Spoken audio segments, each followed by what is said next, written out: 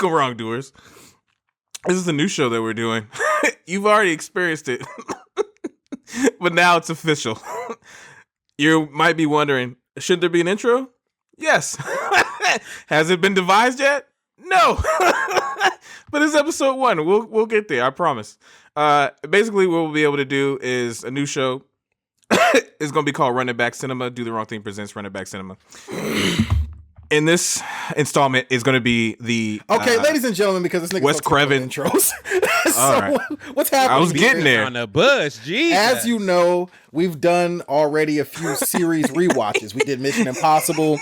We did Halloween. So now we're going to do a series rewatch, but we're going to break this into its own kind of like series along the DTWT pod framework. So now you're going to get a new episode that you can listen to that's completely separate for your drives, your commutes, you're chilling at home, all you readers out there. And this is called Run It Back Cinema. We're going to be going over multiple series over time, but the series we're starting with for now is Scream. You all have heard this before. We're just framing it in a different, Stop making it sound less tight than it is, Antony. All right? All right. We got Antonio looking like he just pulled weeds all day, and LA looks like he just came back from the this wharf. Nigga Antonio just came back from Home Depot, picking out a new shovel. and LA looked like at Home Depot yesterday. The docks. Stores. I did. And LA still looking like he didn't want this. It just happened. So we are here to break down the Scream franchise. You think I wanted this? It just happened. Now when Scream came out, I was a child and I was scared. So yes, we're starting with the Wes Craven classic Scream, written by Kevin Williamson. Came out in 1996. In the winter of 1996, December 16th, 1996, at a time when, horror movies were kind of dead at that point.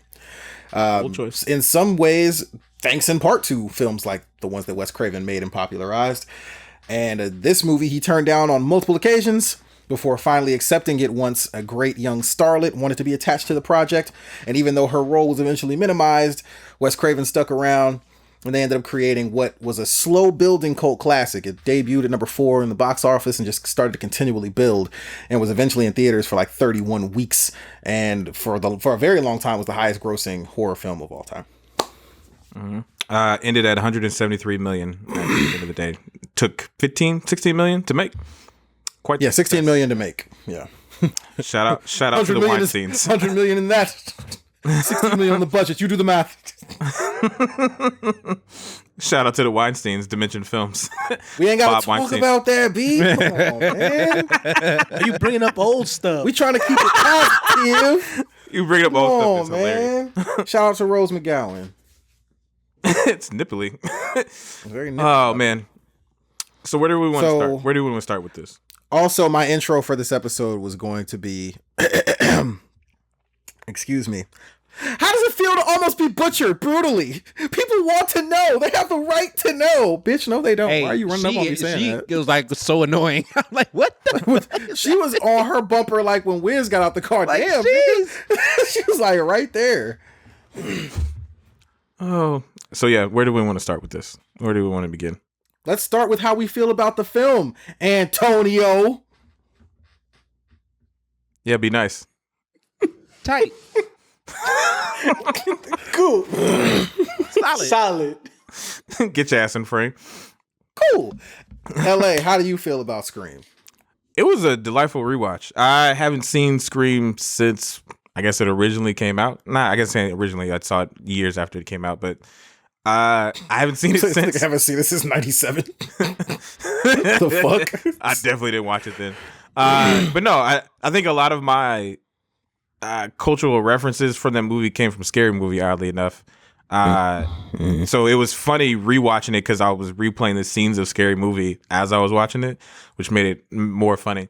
But no, I think the things that they did in this film, as hokey as it is, works really well, and that's really a credit to the writing and Wes Craven and the actors in general. They really made it work.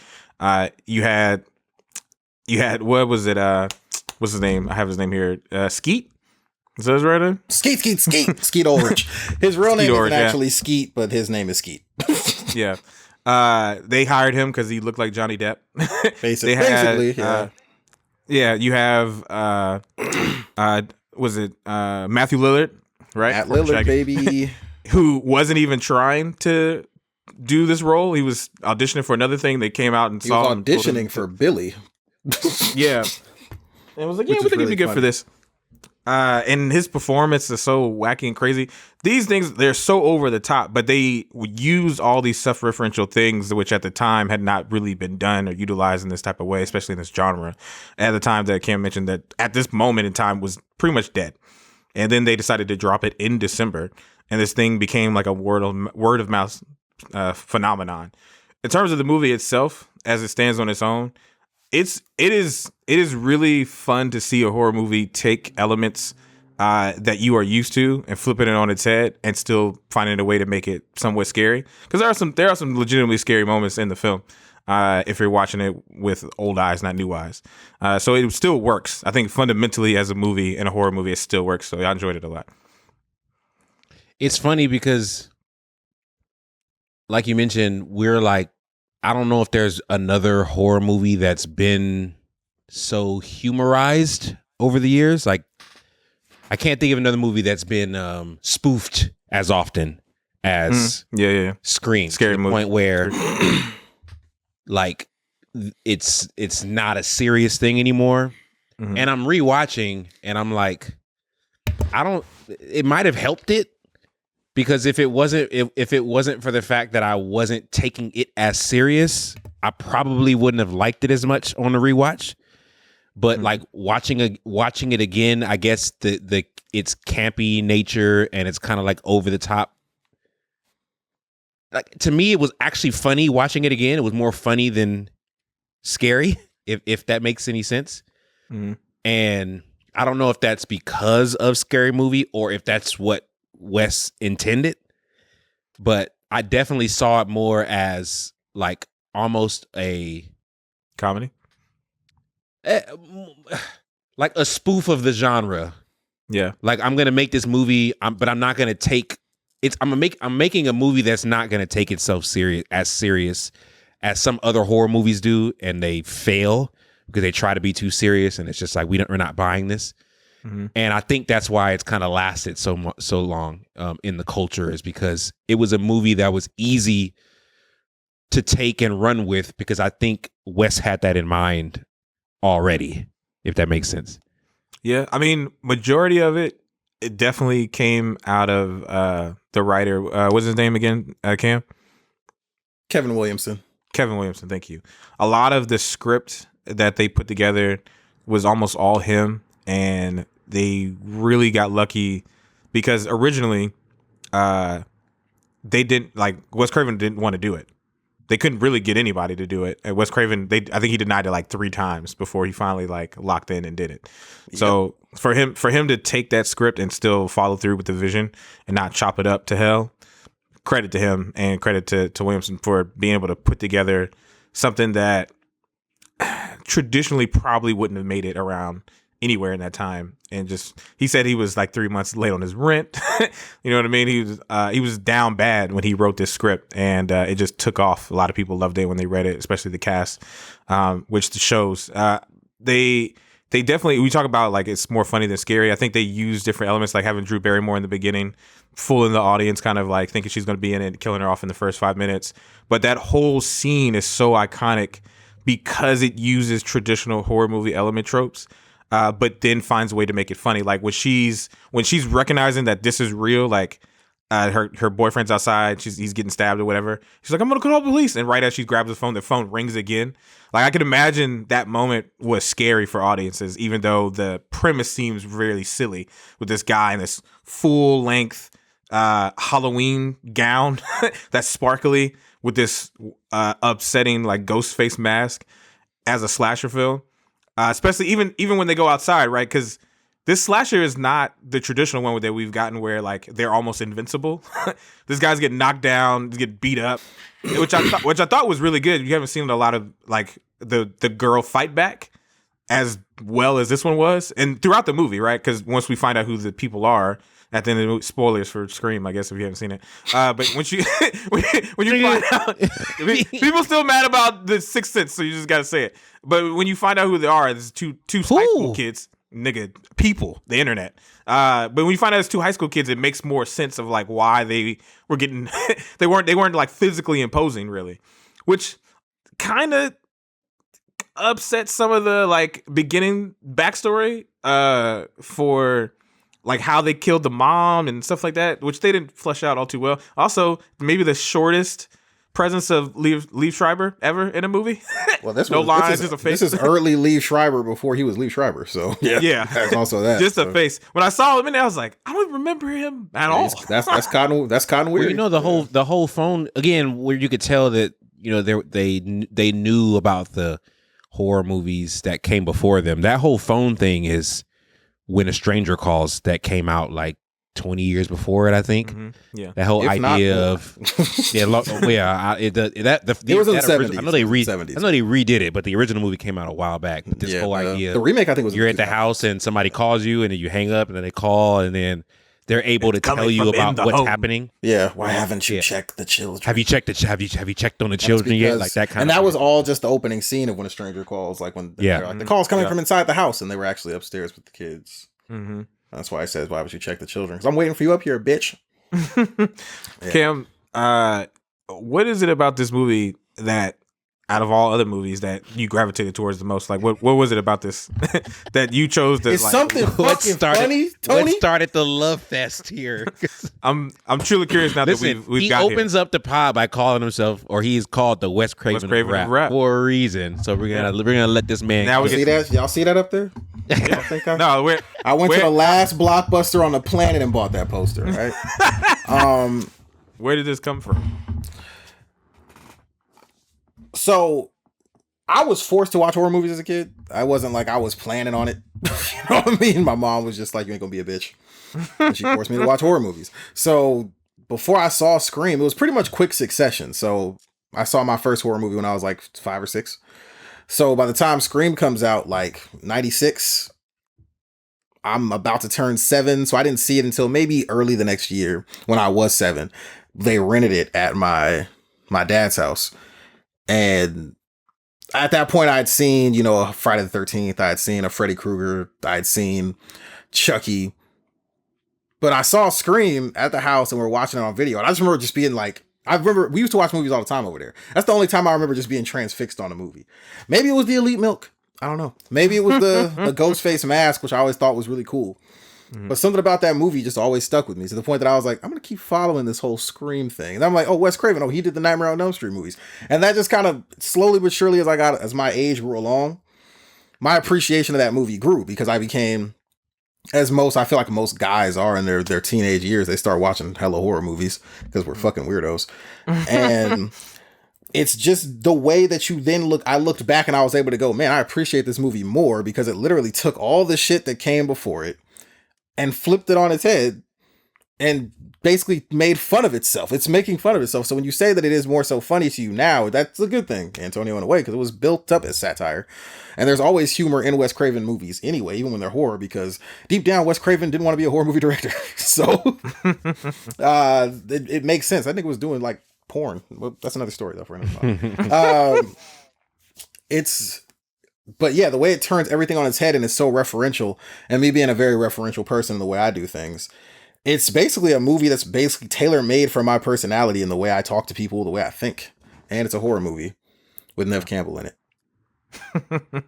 I need to say much. Let's talk about the cast a little bit. So you have Neve Campbell, as you mentioned earlier. She plays Sidney Prescott. You have Courteney Cox playing Gail Weathers, the reporter. Mm-hmm. You have Rose McGowan playing her friend Tatum Riley. You have Steve Ulrich playing Billy Loomis, which their songs Message made by Cam. Matthew tied back to Halloween. Yep. Matthew Lillard, Stu. Is it Mocker or Macher? It's Mocker, but originally it was Maker in the script, and they said that's too on the nose, so they changed it to Mocker. Stu Maker. David Arquette, which plays Dewey Riley, the sheriff. Or deputy, sorry. Deputy Jamie Kennedy. Riley. Jamie Kennedy is Randy Meeks, who is the all-knowing movie geek, and Drew Barrymore, who's in the beginning, who gets killed off, Casey Young Becker. Casey. The first kill of the movie. At the time, an interesting cast, right? At the time, so you have Courteney Cox, who primarily was coming off the success of Friends. Then you have Neve Campbell, who was, what show was she doing at the time? She was in a show then too. Party of Five. Thank you. I didn't watch that show. I didn't watch that show. My song. I know it's there. Sorry. Hello. It's not, the bug isn't in there. What we're building here. Then you have Skeet Ulrich hadn't been in anything really up until that. Nah, not really. Yeah. No. And has he done anything since? Relax, all right. Okay. I'm just making sure. He been around here, there, okay. by and by. Matthew Lillard, who went on to do great things as Shaggy. You know what I mean? He was also in Hackers before this movie, so don't sleep on that. Oh yeah, I did like that scene. Yeah. The movie overall. The movie was just pretty. The scene. The movie's pretty mid, but I have a childhood connection to it for certain reasons. Okay. Yeah, the scene. But he was one of my favorite parts of that. Yeah, he was one of my favorite parts of that movie. Let's dial that back a little bit because that sounds weird. But yeah, but he was one of the best parts of that movie too. So yeah, and then you have Jamie Kennedy, who at that time really was still kind of unknown, right? He hadn't done really a whole lot either. He wasn't really big. That movie really got greenlit because ultimately, and the only reason why Wes Craven tapped into it was because Drew Barrymore said, "I want to play Sidney." Right. And then she was the linchpin of really getting that thing. And then eventually, like 5 weeks before shooting, she goes, "You know what? I actually want to be Casey Becker at the beginning, and I want to get killed right when the movie starts." Yeah. So they had to recast her role. Turned out to be a genius idea. A lot of luck went into this movie in terms of like how things got formulated and shaped out. Cam, as the arbiter of Scream and all of Wes Craven, give us a small plot synopsis of how this whole thing goes down. What, the movie, how it gets made? No, just like the how the movie forms, and like the small. Like the actual movie. Okay, small synopsis of the movie. It starts with at least for the viewer, the murder of Casey Becker and her boyfriend Steve. You'll hear Tatum say Forrest, and then they say Ort later because it was a script thing, and then they left in the wrong dub. So Ort or Forrest, however you want to look at it, are brutally murdered, gutted at her home. They live in a place called Woodsboro, very wine country-esque, if you will. You're then introduced to our main cast, which includes Sidney, Tatum, Randy, Skeet Ulrich's fucking Billy, and Stu. And we quickly learn that our main character, Sidney Prescott, 1 year ago, just about a year ago, her mother was brutally murdered in Woodsboro, raped and killed by a man named Cotton Weary, who was ID'd by Sidney. So this is coming at a real strange time for her. And of course, this killer begins to set their sights on Sidney, this killer who's very aware of tropes of horror movies and things of that nature. So while she's almost attacked at school by the killer, she's also dodging and evading a reporter named Gail Weathers, who wrote a book about the trial of her mother and who she cold cocks in an alleyway. Beautiful scene. Great. Who has always stood by the fact that she thinks Cotton Weary was innocent. So, with all this stuff happening, all these things going on inside of, and you really think about it, this movie is very open and shut. It's only like a span of 2 days. Yeah. With all of these things going on, and with Sidney being attacked at the school by the killer, they decide to put a curfew on the town. And during that night, they throw a party at Stu's house where bodies start to hit the flow. Not that many, but in the shooting range, there was a lot of blood there. Scene 118, if you know, you know. Yeah. Where we come to find out that Sidney's boyfriend, Billy, is the killer, but he's not alone, because for really the first time in the genre of this type of film, it's Billy and his best friend Stu who have committed these murders and also killed Sidney's mother the year prior because she had caused a rift in Billy's family and his mother left, and Billy's also a fucking psychopath. But in the end, after the killers are thwarted because they're young and stupid, you are left with the survivors of Sidney, Randy, Gail Weathers, and Dewey, who probably didn't deserve to survive. But Scream was always meant to be a trilogy, so it just leaves the door open for a sequel after the film is over. And I have no memory of Scream 2 and of Scream 3, so can't wait to rewatch those. Scream 2, not bad. Scream 3, oh, buckle up. So let's kind of run down our awards for this movie. Before let's go ahead and pull them we up. do that, let me throw out some fun facts for you about this film. Okay, these are just some things that I wrote down as I watched the movie. Okay, I want to give a shout out to Linda Blair, who has a cameo as one of the reporters. Okay. This movie, she kind of gets flashed by. Just some questions I had as I watched this. Does the Sidney Prescott door trick work when you shut the door in front of the other door? Does it block it? I've never lived in a that part made me mad. I've never lived in a palace so nice that I had a door next to another door that way, so I can't say if it does. There's no way she planned this, but there's no way she knew that was going to happen. I was like, there's no way. What do you mean? They showed it the first time. Well, she did it the first time when her dad's coming in. She does that so her dad can't open the door all the way. That's why I'm asking, does that work? No. I wouldn't know. Does. That's why I'm asking. It would. This nigga got annoyed like they didn't use it earlier in the film because I see how much that nigga was paying attention. All right. It wasn't like she left the door. She just kind of just like, and it just did this movie not teach you that Sidney's resourceful? I don't understand what. All right, nigga. All right. Anyway. All right. Anyway. You Elliot. just said it made fun of itself. I'm making fun of it, making fun of itself. No, you're being condescending. That's what you're doing. Very. I'm watching you. And I'm watching you. All right. Come on. All right. You tell me. Do you think it works? This is fun. I'm asking a question. I'm asking. I know you don't. So I don't understand why you're getting mad at me. My nigga, how does a chair under a doorknob work? That shit does happens all the time. I'm just confused by these effects things. I want the top story jacket. Can't find it. I've tried multiple times. I can't find that jacket. It's a good graphic. I put down that Rose McGowan and Neve Campbell are like prime Stephen Clay because God, just whew. They were shouldering a lot of weight. Man, if milk gets raised up in price, I don't care. Now, speaking of Harry Winkler, the Fonz, who plays Principal Hembry. Great scene. Did you guys know that he said that, hey, yo, don't put my name on any of the posters. I don't want to outshine the kids. Did y'all know that? Oh, no, I didn't know that. Yeah, he was a delusional old man. Yeah, I was going to say, would he have outshined the kids? I don't know. Who was he at that time? He wasn't the Fonz anymore. That's what I'm thinking. That's like 20 years off Happy. I didn't want to disrespect my man, but I don't know if he was that guy even then. He was in peace. He was going for the Oscar too in his scenes.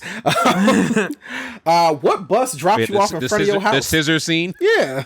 And his murder scene, his death scene. White buses and white neighborhoods. What bus drops you off right? I was like, the only bus that does that is the remedial bus. That's the only bus I know of. I've been on a bus where it drops you off in the. So yeah, the remedial bus. I've never seen that.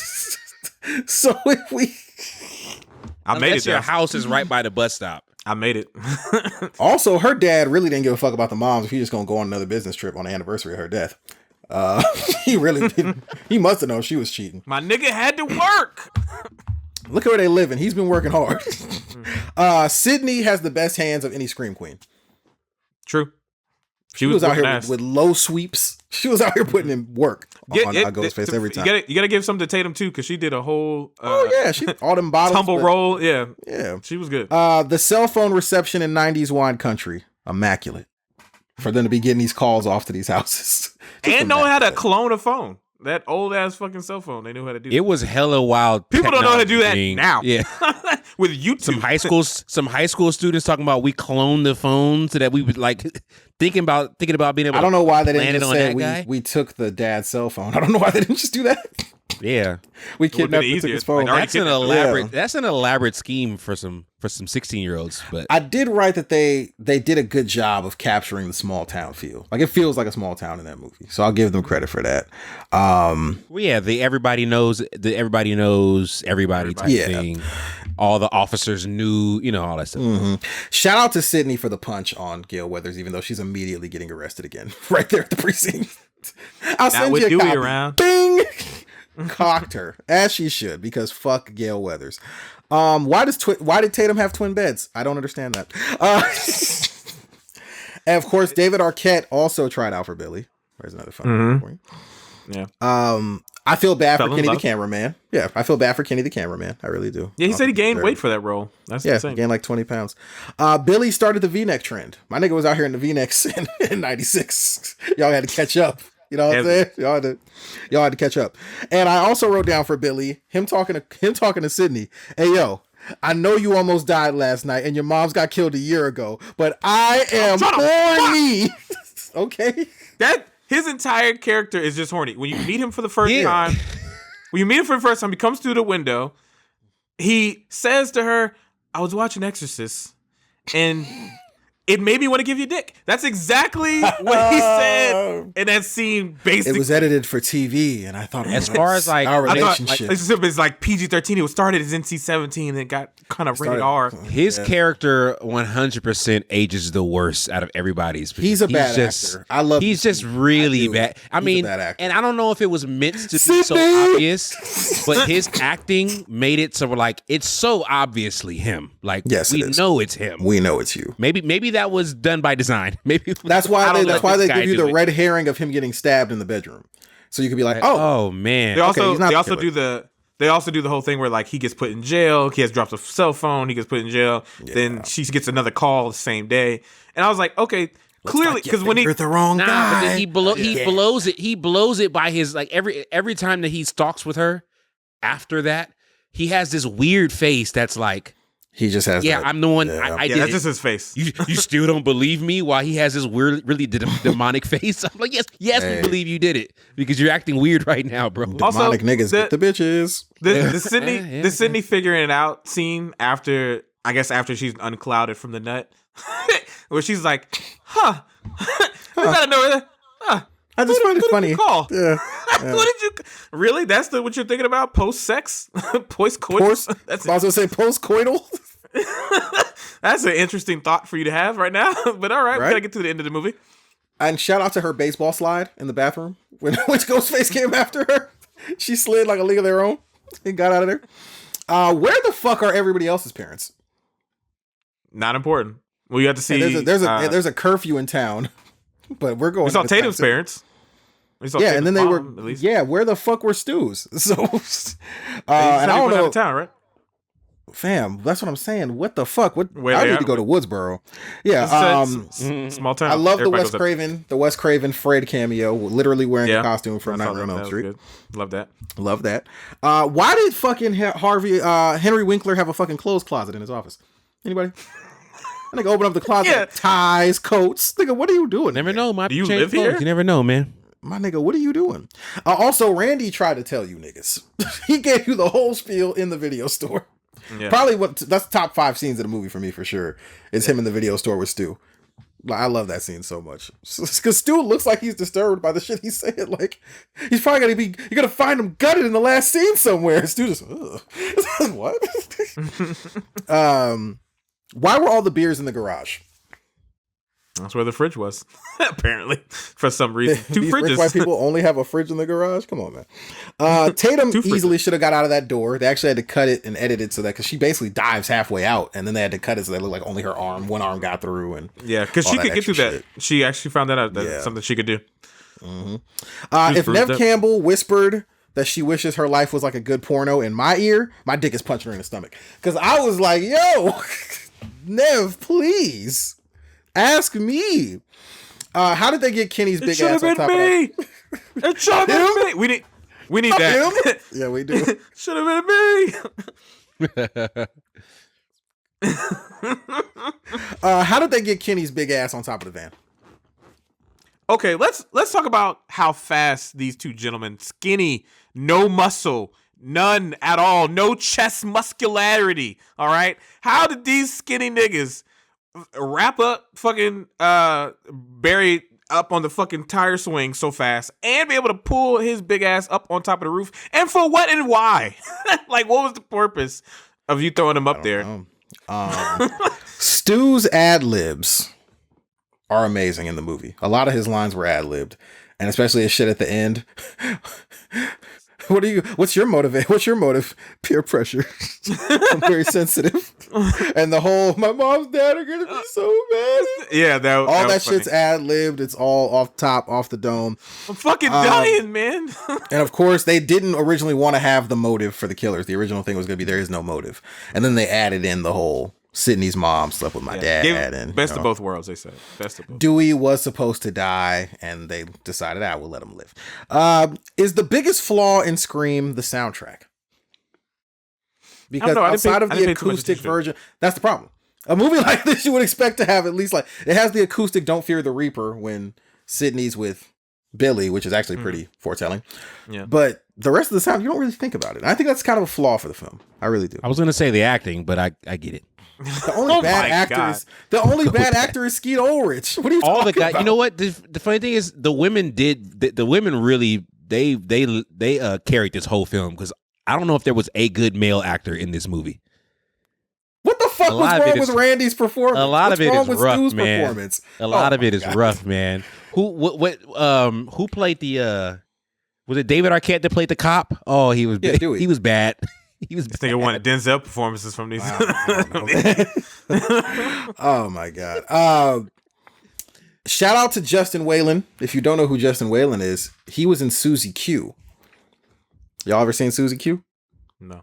That just goes to show how fake of Pink Power Ranger fans you were. Amy Jo Johnson, I loved you so much that I watched your other works like Susie Q, which is actually kind of a fucked up movie, and I don't know why they like punch that to kids, but she's like a girl from like the 50s, and her boyfriend are on their way to a dance, and they get knocked off the road and knocked into the water, and they drown and die. And this kid moves into the house and moves into her room, like with his family, this teenage boy who plays basketball, and she, like, her ghost becomes like his friend or whatever. I'll stick to Power Rangers. But Justin Whalen was the boy in that movie. He was the boy in that. I didn't say it was good. He was the boy in, but Amy Jo Johnson was in it. So, hey, I was there. And when she rips off the bottom of her dress to fit it. Oh, okay. Anyway, Amy Jo Johnson was it, but Justin Whalen was the main boy. And he was actually one of the main actors screen testing for Billy. So shout out to Justin Whalen. That's my guy. I think it really is Billy Loomis. Also, Breckenmeyer was the last person also in line to play Randy. If you don't know who Breckenmeyer is, he's the main guy from Road Trip. He was also the stoner in Clueless as well. Shout out to Breckenmeyer. I think he probably would have did it a little better. I'm not a huge Jamie Kennedy guy, but you know, it's an iconic role. Nobody is. And my favorite fun fact about this, Roger L. Jackson, the voice of Ghostface, because most people may not know that the Ghostface voice was not an actual, there's no machine for that. There's an actual guy who fucking sounds like that. Mm-hmm. They just added the voice effect on it where it's on for the phone. He did the voice of Ghostface. Do you know who else he voiced? No, I purposefully did not look it up so I could be surprised. Roger L. Jackson is also the voice of Mojo Jojo. Oh, okay. That makes sense. Yeah, you could actually get him on Cameo for way too much money. Does to get a happy Mojo Jojo happy birthday? My nigga, the Cameo price for Roger L. Jackson is a smooth $700. Damn.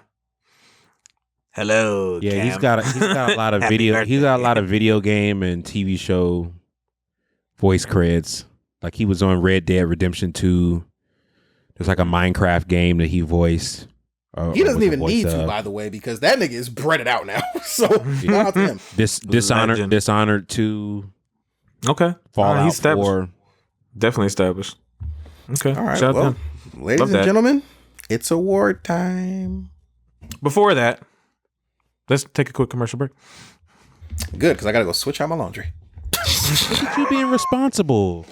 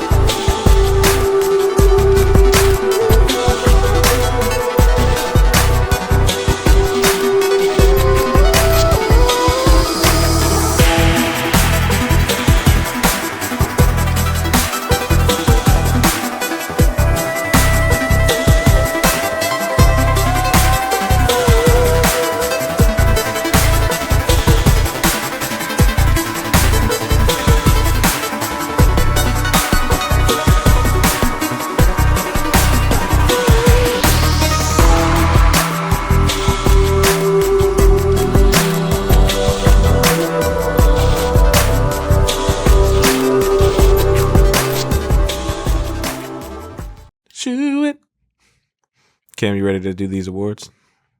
Yep. Are you ready to do these awards? We got awards and then what? Anything else? No, that's it. We're wrapping up after that. Right. Final thoughts of the movie, I think. Cool. We're back. We'll be close to your time. No, we won't. We're I'm about to stretch this out. Pause.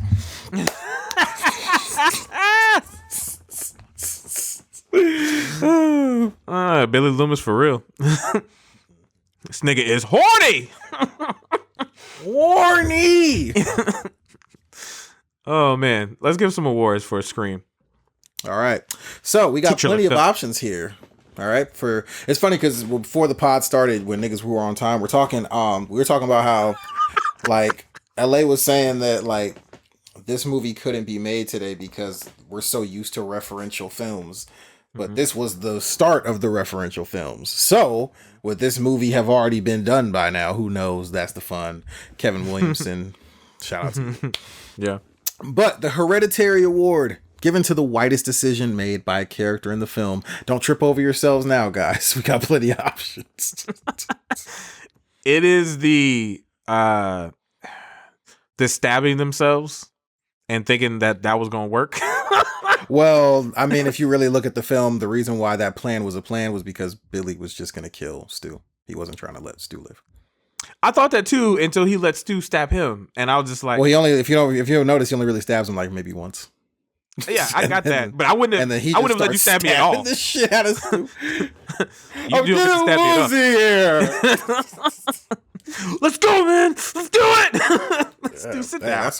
That is what white people would do, and that's white people shit. Let's be real. Yeah, no black people. There's black people by 3, right? 2 still no black people, right? 2 get black people. Nigga, start. That's nigga Jada Pinkett and fucking Omar Epps are the first 2 characters in 2. Again, nothing for 2. And then her best friend in the movie is black. Okay, all right. We'll see how that plays out. Having a conversation about your favorite horror films with a complete stranger on the phone. Once again, pretty white. No, that's not that wide of a decision. Once again, we came from Niggas party are not lines, doing this, nigga. Cam. Nick, no, Cam, I gotta agree with Are him you on doing this, Cam? You're not. Are you doing this, LA? No, I agree with you on this. So I don't know where I agree with you. You think if I get a random phone call, white as hell. You think having a 15-second conversation on the phone is more white than stabbing each other with a knife? Fam, we've already discussed, because this is like the 3rd time you call back, so we already know that this is a person that's either messing with you or you don't know this person. And it's probably a person messing with you. Well, I kind of like this one, you know, because I'm white and nothing can ever happen to me. I don't have a boyfriend. In this generation that this movie is in, who's really thinking about when a stranger calls? They're thinking like, oh, it's somebody I know fucking with me. Just like when they call fucking Sydney, she immediately just assumes it's Randy fucking with her. Like they just think it's one of their friends fucking with them. It's not that crazy of an idea, man. For white people, of course it's not, because it's white. You acting like she opened the door and said, "Come on in" to a stranger. She was not crazy at all. She's home at her house. Oh my god, man! For the whites, is normal. I'm gonna go with the people stabbing each other for $300, Alex. I was like, what the fuck is going on here? You said there's a bunch. We are saying the same ones. Make it easy. I don't think that one qualifies. Let's just repeat each other. I don't think that one qualifies. I thought we wanted a little diversity here. I thought you wanted a good answer. That's not a good answer. I'm sorry. Well, hey, all the black people who are listening to this are like, yeah, you're right. I'm not having conversations with strangers on the phone. If they're listening to this, then they remember party lines where you were talking to strangers regularly on the phone. But wasn't that the intention? Never me. You're intending Couldn't to be me. not somebody calling you randomly. Nobody on this pod is doing this. Yeah. The stabbing is wild to me as far as the whitest one. Not in this generation, no. When I was younger, I had a few conversations with people who I assume were my friends fucking with me because it was my friends fucking with me because no one was trying to kill me with a knife. Okay? That's how it went, buddy. Antonio, how did this podcast meet again? A bunch of strangers. Someone that I know suggested something. It doesn't work. Just check.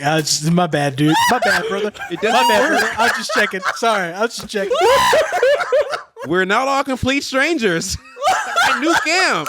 It doesn't work at all. A very trusted individual said, "Hey, let's do this."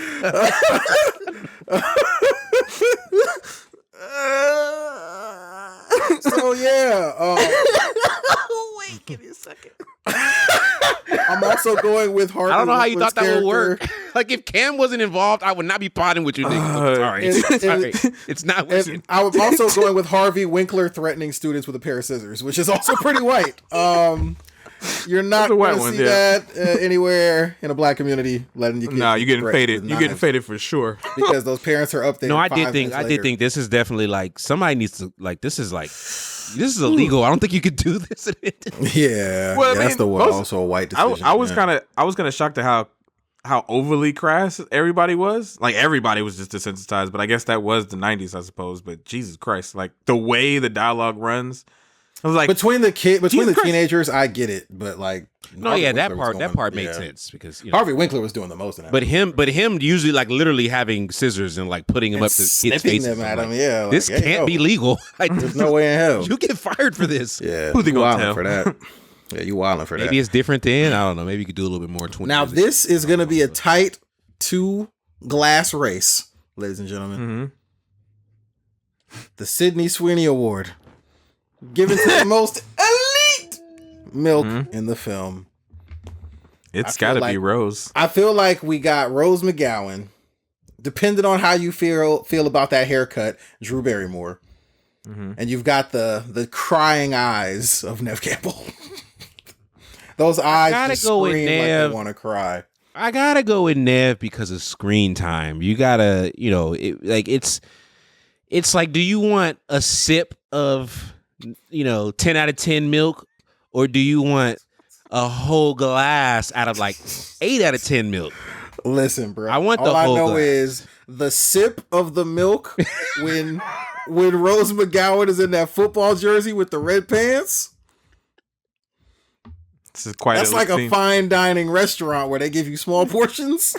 They just give you like a little spot of milk, shot of milk. Plate it nicely. Yeah, it's like a bread plate with nothing on it. Y'all know what I mean. The garage scene that she made yellow shirts iconic. Yeah, made yellow shirts iconic. It's very nipple. Shout out to her for saying, "What movie is this? I spit on your garage." That was a great bar. I'm gonna have to, man. I'm going with Neve just because it's Neve, man. Like I understand. You have obligations. When she punched Gail in the face, I was like, ooh. You felt something, and I feel like this franchise, sadly, it seems like it's her peak. Yeah, Cam, you got to do Cam, you got to do the heavyweights. This pleases me. This pleases me. This pleases me. Shout out to heavyweights. She been working though, as recent as I don't know if you guys ever are watching The Lincoln Lawyer. I am not watching it. That's why I said that we will not slander the Lincoln Lawyer show. Yeah, because she's on it. So she's been getting work consistently, and she was in Party of Five. Skyscraper. She was the Rock's wife. Yeah, she was in Skyscraper. She was in Skyscraper. Do you see what we're building here? I think, nigga. It's one that The Rock has to jump out. Apparently, it's what we're building. And Big Body.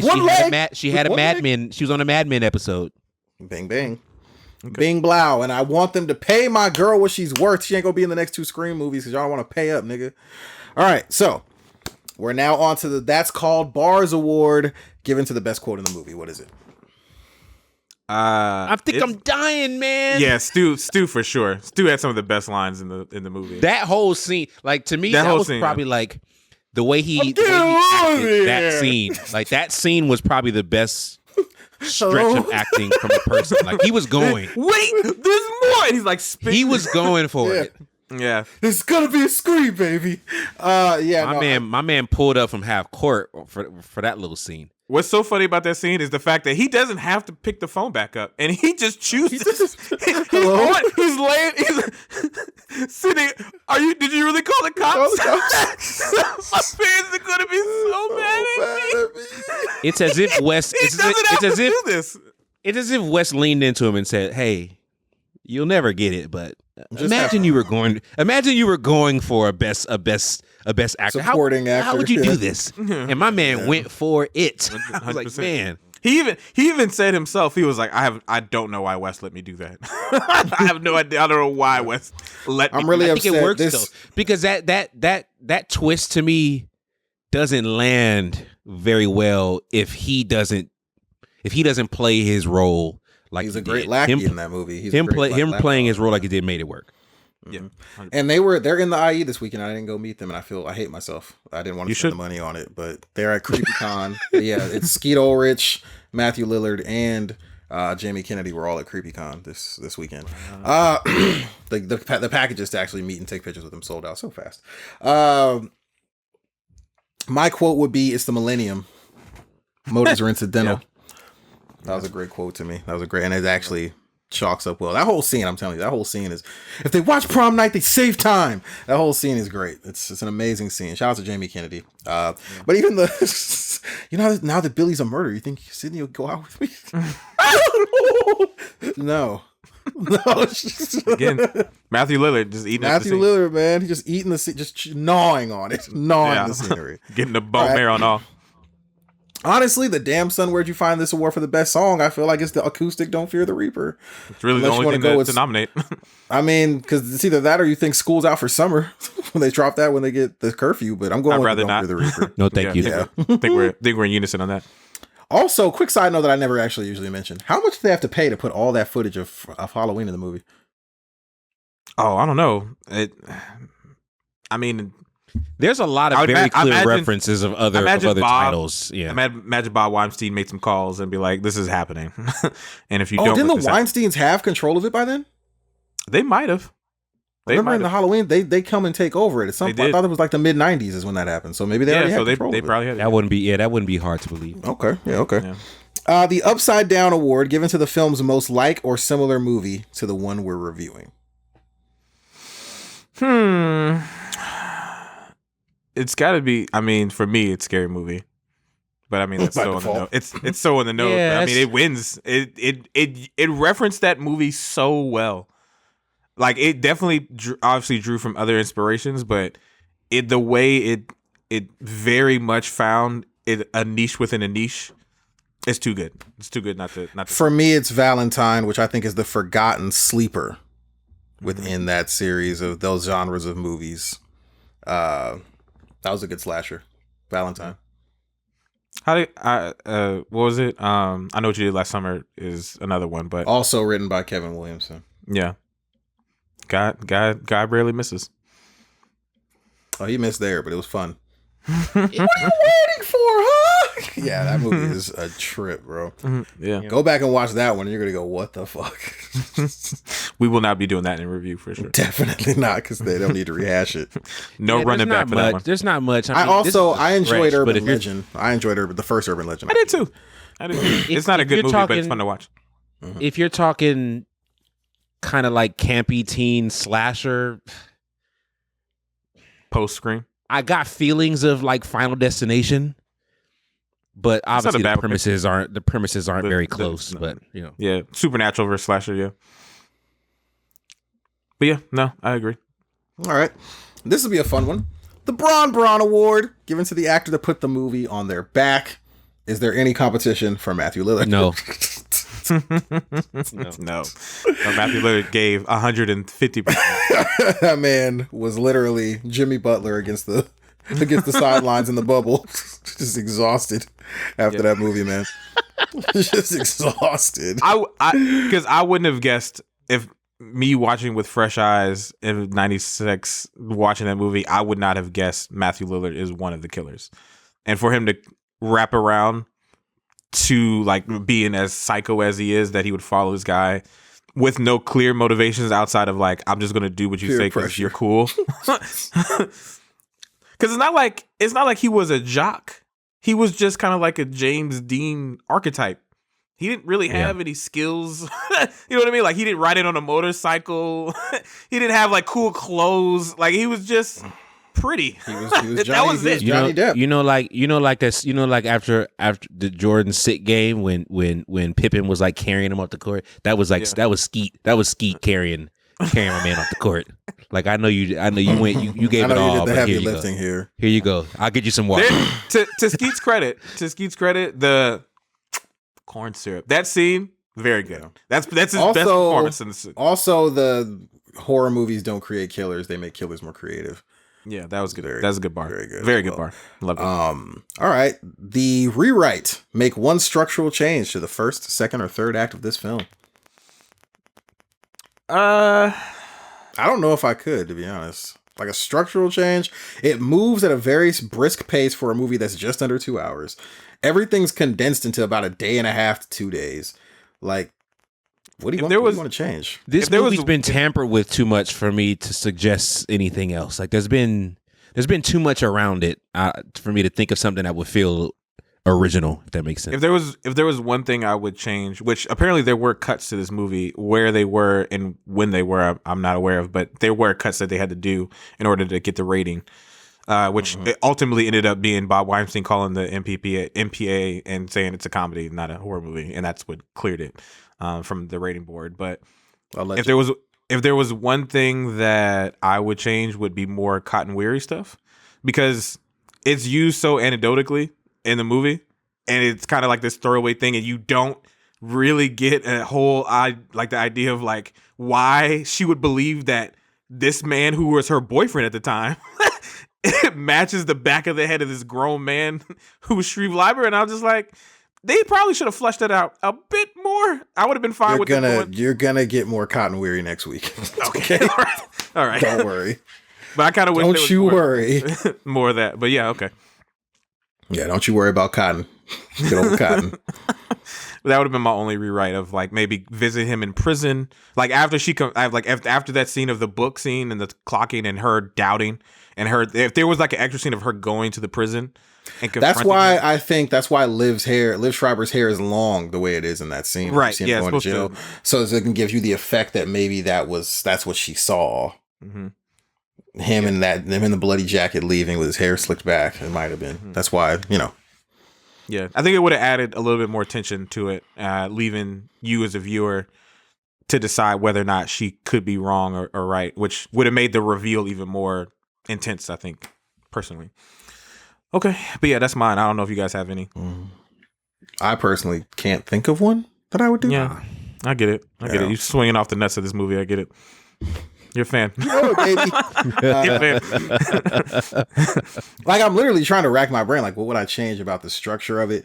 I mean, maybe give a little bit more for Randy. A little bit more than what he got. But I feel like once again, if I need that much more of Jamie. I think I'm just saying the character of Randy, not so much Jamie Kennedy. I think Randy should have had a more prominent point within the films, and don't kill Tatum. I know somebody else had to. I would have preferred Tatum to live too. Kill Gale. True. Yeah. No. There is a pattern that you're gonna notice throughout the first 4 movies. Damn near, you'll see as we go along. Okay. The black version. Would the black version of this movie have been given the green light, and if so, would it have been successcul? It did get the green light. It was called Scary Movie. We not answering Were they alive? Them phones. No, this movie would have ended very early before the second act started. I don't know if Antonio knows this, but only one person died from answering the phone in this movie.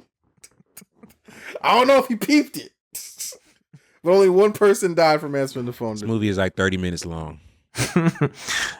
Only one person died for for answering the phone. Hello, Jamal. Click. Good. Stop playing on my phone. Playing on my phone. I repeat, only one person died because they. Who you on the phone with, Jamal? I'm trying to get on the internet. Hang up.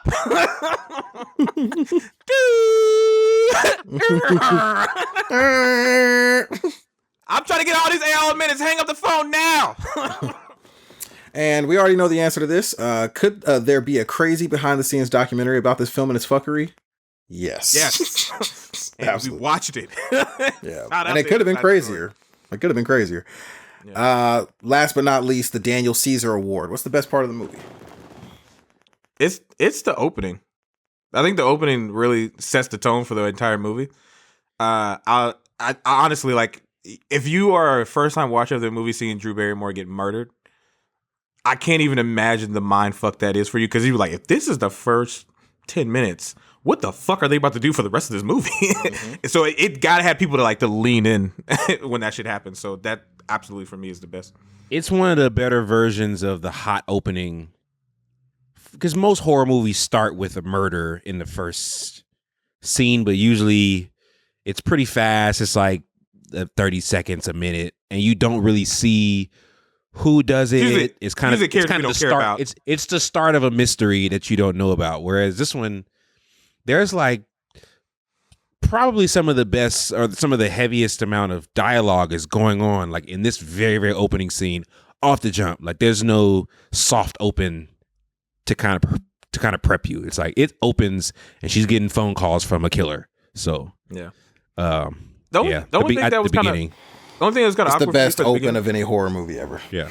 The only thing that was awkward for me is when he lets her essentially grab the mask and remove it, and she doesn't really react as if like this is a person I recognize. Well, her eyes opening wider is supposed to be a tell of, oh, I know who that is. I get that's what they were trying to do. It didn't work for me while I was watching. That's the one thing that didn't come across. I was looking at her face to see if I got more, and you really didn't get much. She's also been stabbed multiple times. But I don't know how much we're gonna get out of her. If they're gonna do that, then surprise. If they're gonna do that, then that means they're wanting us to know that she knew him, and I don't think that came across. That's why as heavily. There's like a whole debate of whether Stu killed her or Billy did, but I think it was Stu. Yeah, I think it was Stu too. We all watched this on Paramount Plus. Out, Stu is her ex. Yes, sir. Shout out Paramount Plus. We all watched it on Paramount Plus. Yes, thank you. The ratios. I don't know if this happened for y'all. The ratios was terrible. On top of that, the ADR for this movie. Ooh boy, it's bad, really bad. So there's some bad ADR. Yeah. If you're gonna go rewatch this, just be prepared for some bad ADR and some weird dimensions. Fortunately, there's not a lot of ADR, but it's bad when you actually hear it. You can tell. Well, when I first watched it, I could tell that they shot a good amount of it on anamorphic, which is that weird warping that you get on the outside, on the edges, because it's made. It was made like. This is the time when people didn't watch stuff in streaming. It was made to be watched on a very large curved screen, which is where anamorphic doesn't look bad on a large curved screen. It does on our flat TVs.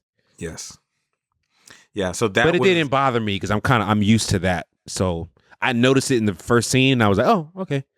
Yeah. I see what they shot this on. And it was very prevalent in the bedroom scene, where it was the second time where they were about to have sex, and I was like, "Ooh, this is bad." Yeah. Take it off, Neve. Yeah, that's just their way of saying that this was meant to be seen on a big screen. Yeah. Well, I think that about wraps it up. Wait, because I need this. Okay. What are we rating this movie?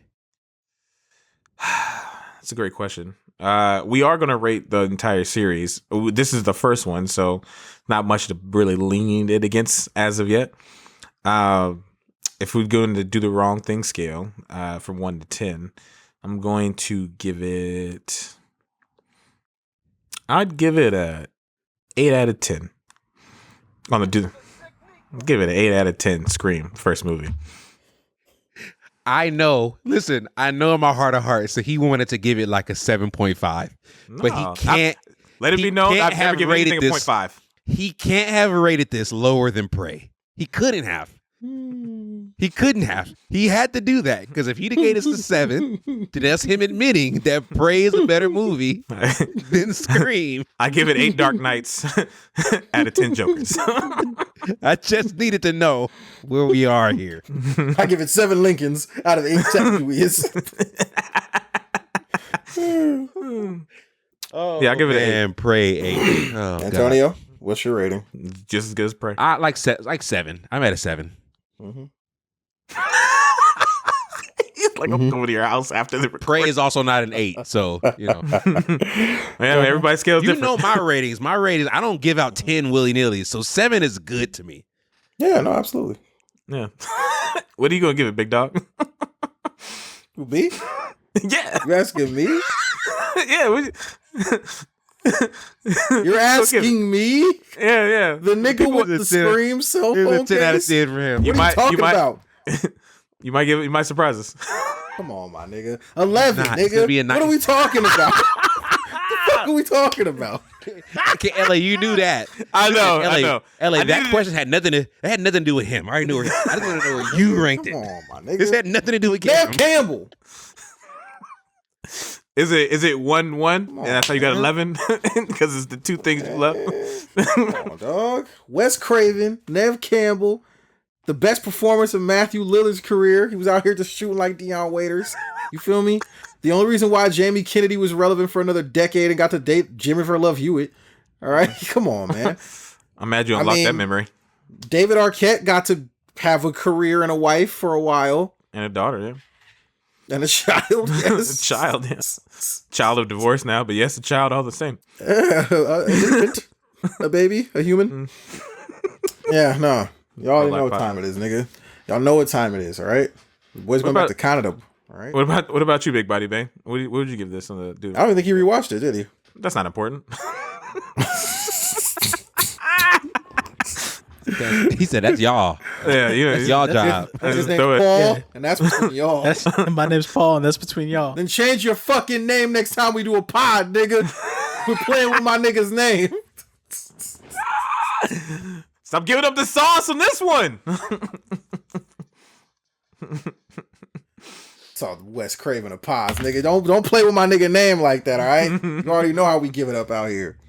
My nigga didn't make Last House on the Left for this disrespect. He didn't make the. I've seen that one. You've seen Last House on the Left, like the 70s. Yeah, movie. Yeah.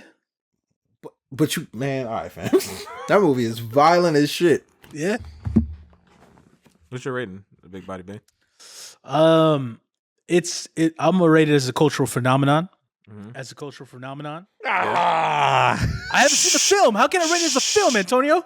Yeah. Let him get his shit off. You've never seen Scream. Let him cook. Y'all can't say nothing to me. I can't say nothing to me. I was quiet the whole episode. You can't do this to me. You which is why I'm asking. You named yourself the Wes Craven to do this, to get this reaction. I'm producing. Well, let me produce something for you, my nigga. It's an ass whooping. If you don't take your ass to Paramount Plus and watch Scream. I'll probably do that tonight, to be honest. I was thinking about that tonight. Man. You should. Yeah. Do you want to watch it and come back too? It's not a long, heavy movie. It's really easy to watch. It's a very brisk watch. How about this? I'll be one Scream behind y'all, and I'll just give my rating at the end. This of the nigga think you're echo chamber. If you don't watch the goddamn movies, nigga say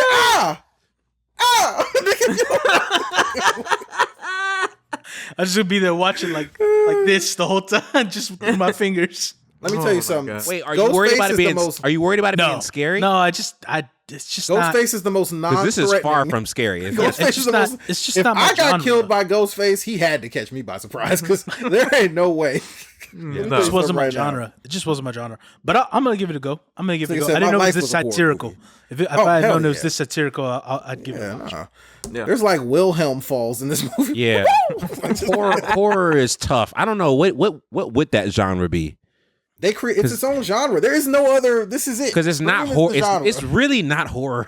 I mean, it's not. Other than you saw some people disemboweled, but other than that, look. There are moments that are like, wow, it's kind of like unsettling, but it's not like you're scared.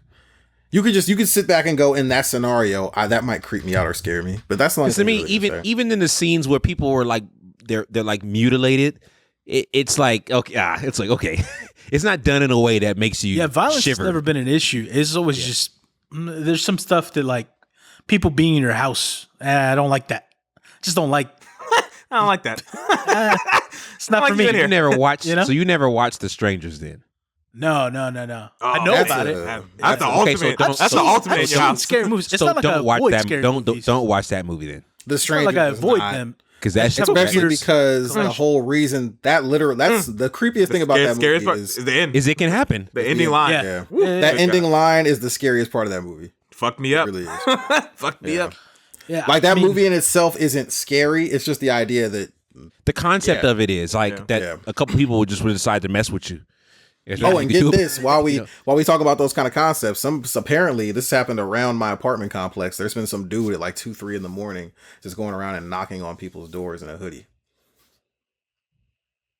Yeah, that's the shit that bothers me. Yo, okay.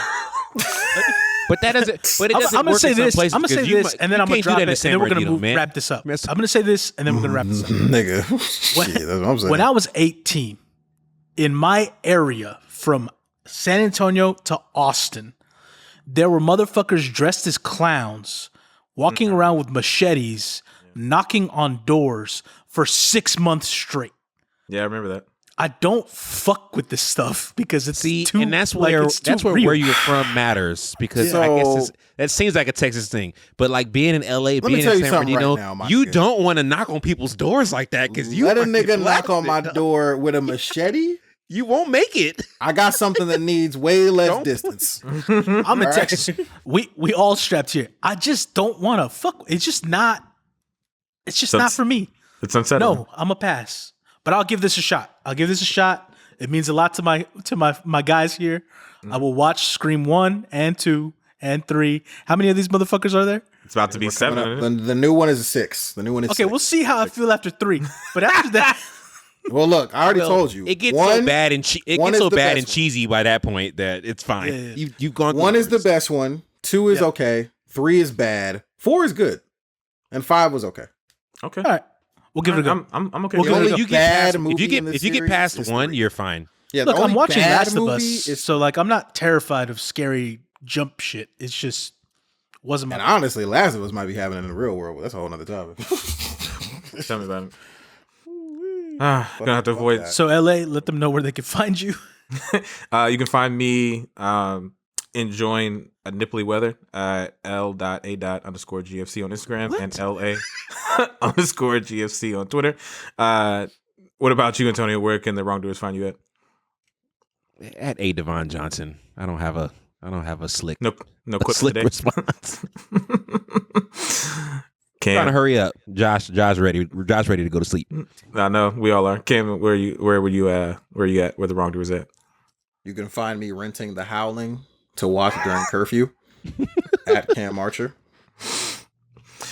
You can also find Big Body Bane at JOZH_Martinez. More importantly, please follow us on the pod, DTWT Pod at Instagram and on Twitter and on YouTube, where we put this video up at www.youtube.com/DTWT Pod.